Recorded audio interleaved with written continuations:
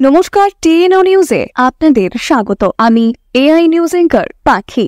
ভাবতে সত্যি অবাক লাগে, যেখানে আমাদের একমাত্র ভরসা ব্যাংক, এবং ব্যাংক বললেই আমরা প্রথমেই মনে করি যে এখানেই একমাত্র আমাদের সারা জীবনের পরিশ্রম, যেখানে আমরা সঞ্চয় করে রাখতে পারি। আজ সেখানেই নেই কোনো নিরাপত্তা।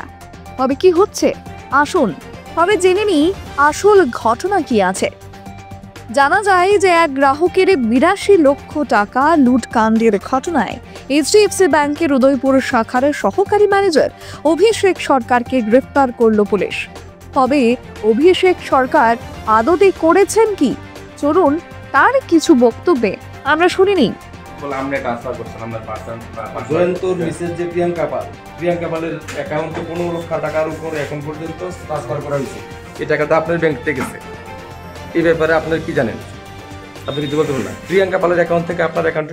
এখনকার মতো সংবাদ এ পর্যন্তই। পরবর্তী নিউজ ও আপডেটস দেখার জন্য অবশ্যই চোখ রাখুন টিএনও নিউজের পর্দায়।